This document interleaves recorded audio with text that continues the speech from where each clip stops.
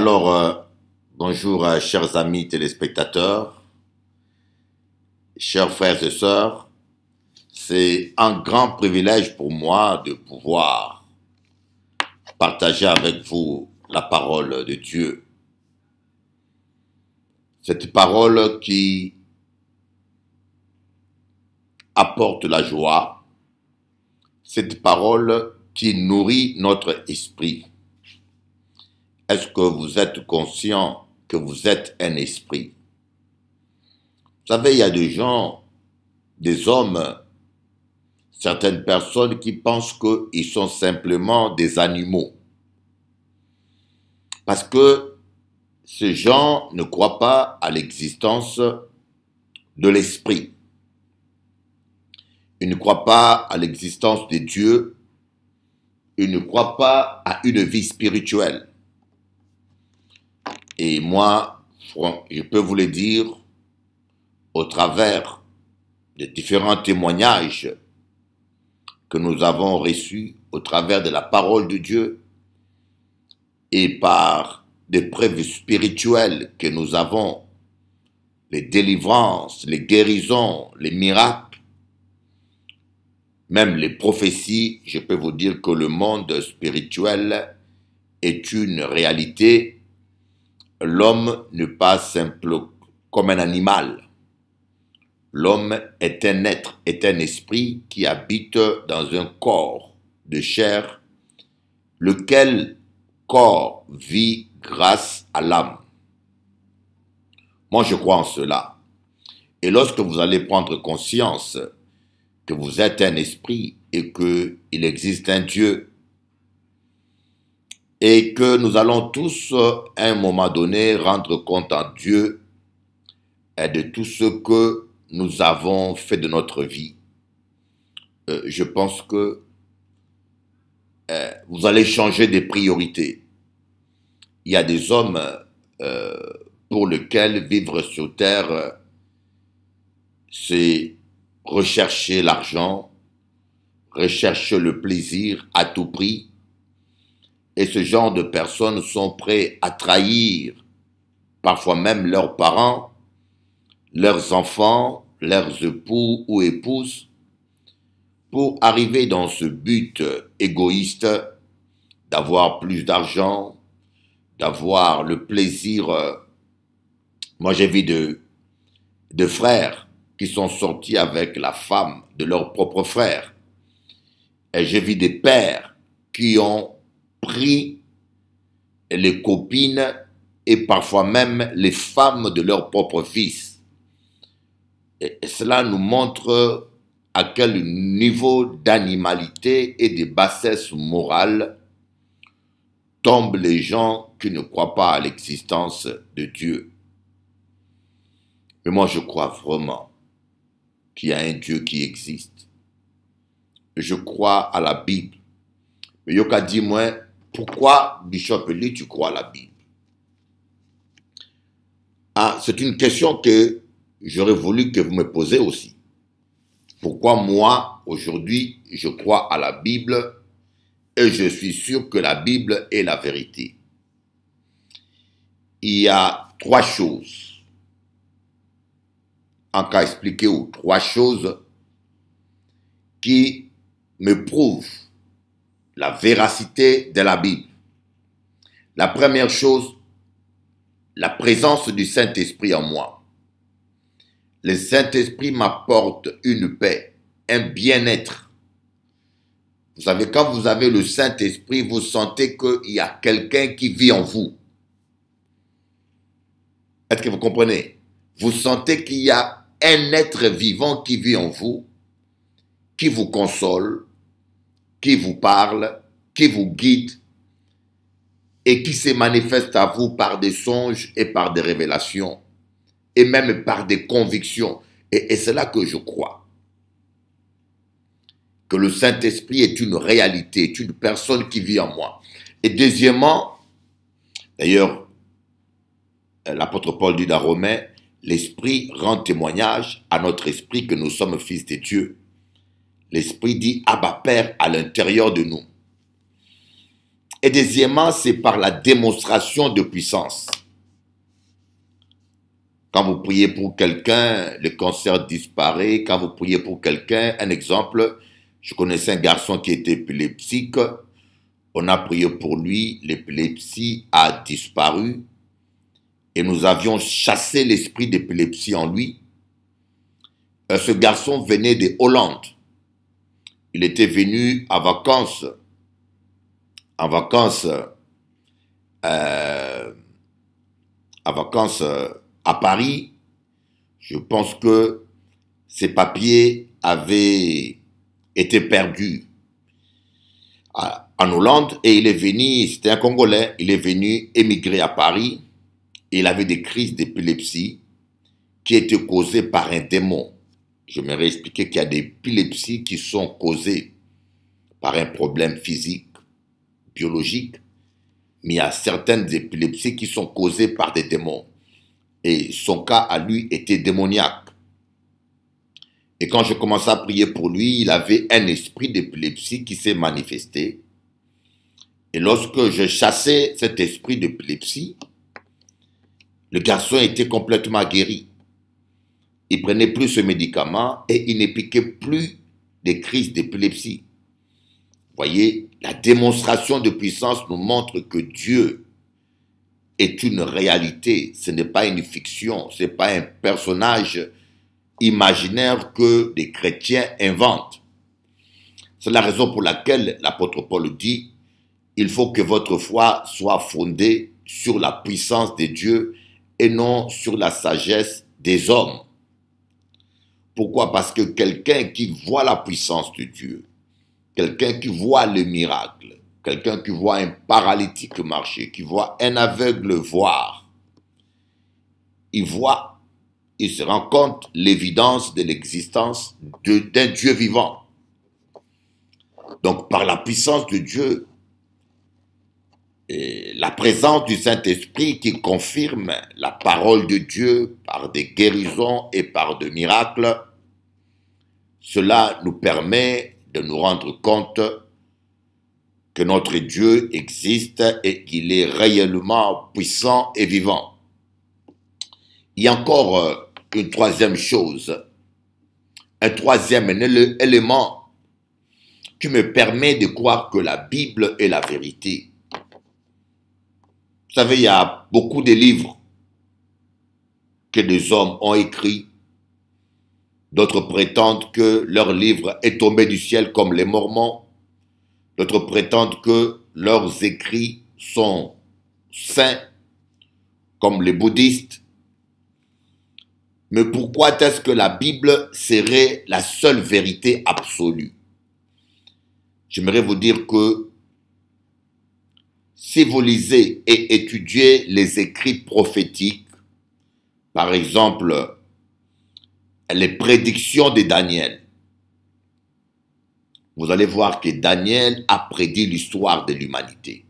C'est impressionnant, la précision même des prophéties de Daniel.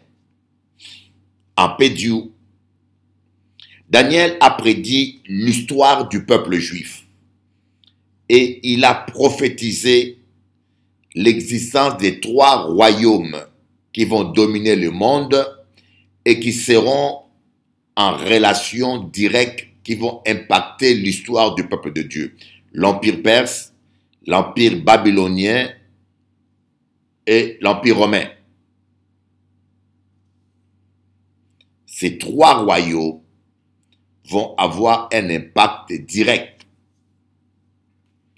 voyez, sur le peuple de Dieu. Et Daniel a prédit cela. Non pas seulement il a prédit cela, il a même décrit ces royaumes. Voyez donc, la Bible a prédit l'avenir. L'histoire actuelle, l'existence de l'Europe, par exemple, cela a été prédit par Daniel. Des centaines de milliers d'années, des centaines d'années, plus de 1000 ans avant. Cela a été prédit par Daniel, je crois bien 2000 ans avant. Daniel a prédit l'existence, la naissance de l'Europe. L'Europe représente l'Empire romain qui régnait. C'est la civilisation romaine. Vous voyez? Donc, même la situation actuelle géopolitique de l'Église de Jésus-Christ a été prédite dans l'Apocalypse. Donc, quand vous étudiez avec précision les prophéties bibliques et leurs réalisations, je peux vous dire, vous allez vous rendre compte comment c'est impressionnant. Comment c'est impressionnant. Aucun livre n'a prédit avec autant de précision l'histoire de l'humanité. Voilà pourquoi je crois que la Bible est la vérité absolue. Comme j'aimerais vous dire, si vous voulez le bonheur, suis la parole de Dieu. Si tu veux le bonheur, voyez, quand vous voulez avoir votre permis, on vous apprend le code de la route. Et si vous voulez circuler, conduire votre voiture dans la paix et vous éviter des problèmes, je pense que vous avez toutes les raisons du monde d'obéir et de respecter le code de la route. Dieu, en créant l'homme et en aménageant cette terre, Dieu a donné à l'homme un livre qui est la Bible, la parole de Dieu, qui est le code de la vie éternelle, le code du bonheur.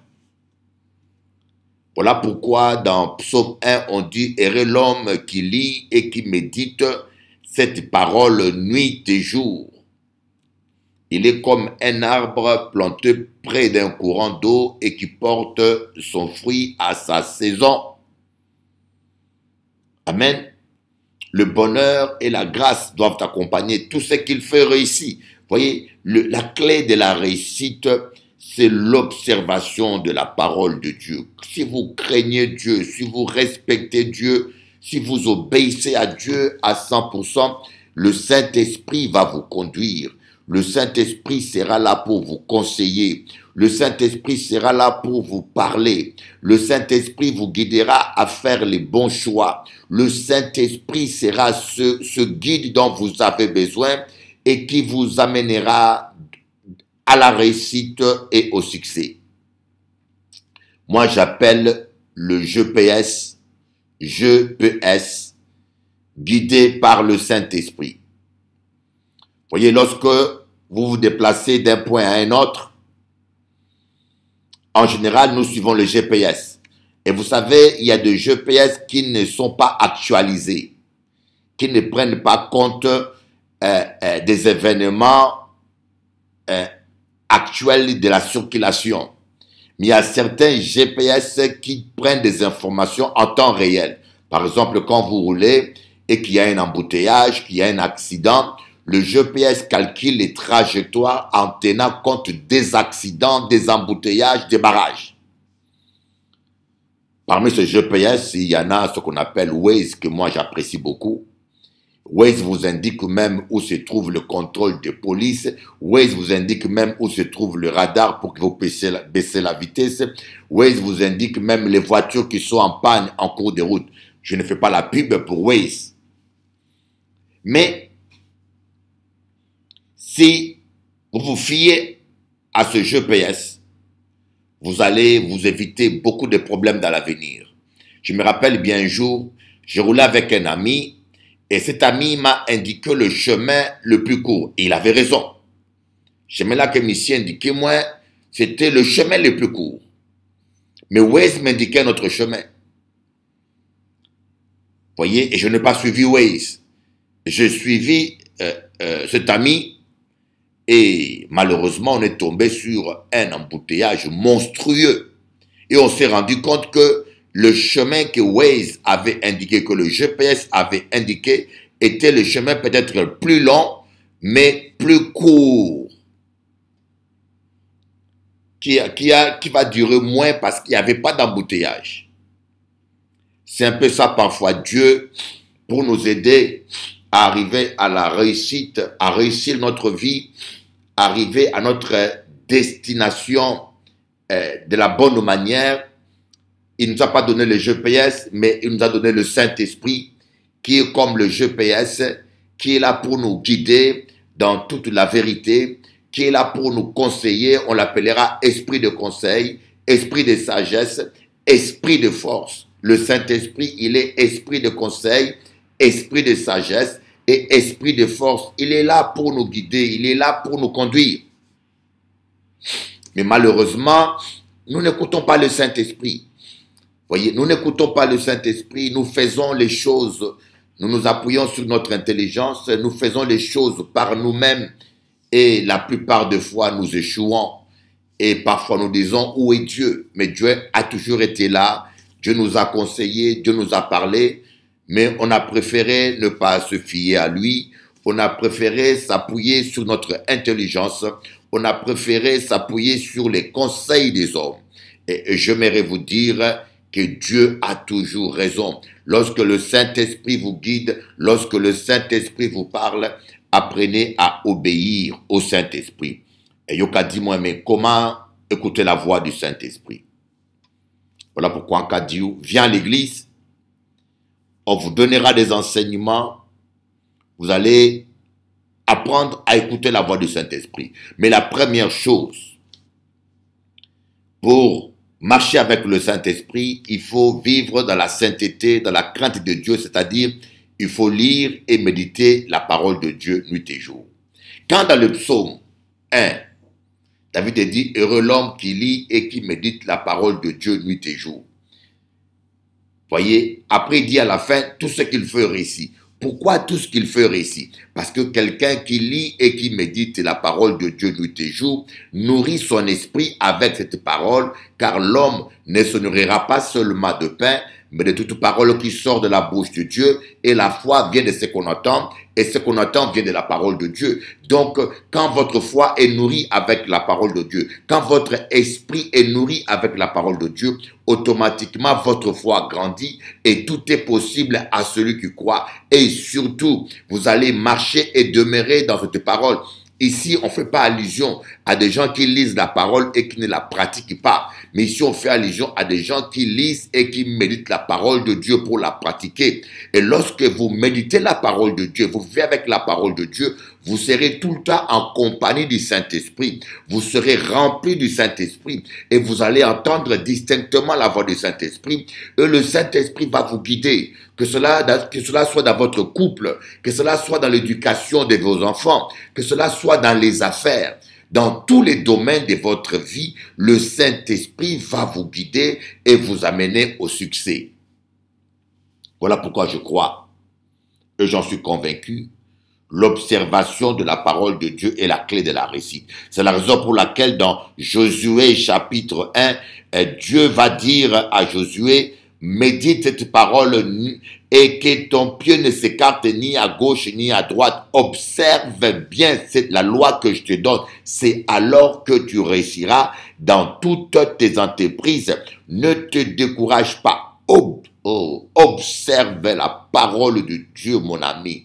Observe la parole de Dieu, observe, crains l'Éternel. La crainte de l'Éternel est le commencement de la sagesse. La crainte de l'Éternel, c'est ce qui nous pousse à respecter Dieu, c'est ce qui nous pousse à vivre dans la sainteté, c'est ce qui nous pousse à ne pas pécher même quand notre chair est séduite. Vous savez, parfois notre chair peut être séduite. Moi, il m'est arrivé d'être séduit, que ma chair veut commettre un péché. Ma chair, mon être humain a décidé de pécher. Mais la crainte de l'Éternel m'a retenu parce que je crains Dieu, parce que j'aime ce Dieu. J'ai dit non à mon corps. Je dis à mon corps, tu ne pécheras pas parce que j'aime l'Éternel, parce que j'aime mon Dieu. Alléluia.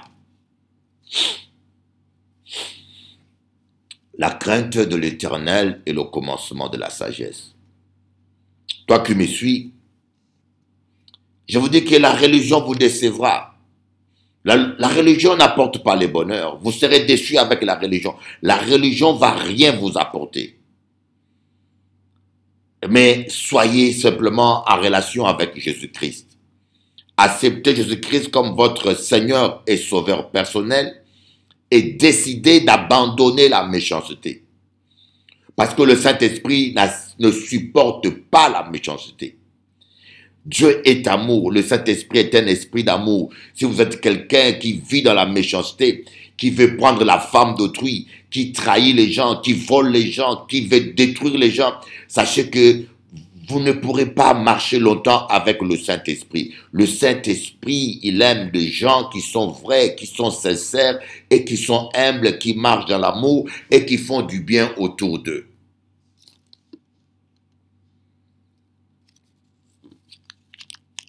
Et peu importe votre passé, en cas de Dieu, peu importe votre passé, peu importe les erreurs que vous ayez commises, peu importe ce qui s'est passé dans votre vie, donnez à Jésus la première place et laissez le Saint-Esprit vous guider, vous n'allez jamais le regretter.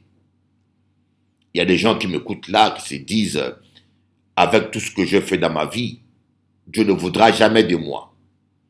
Après Dieu, Dieu est amour.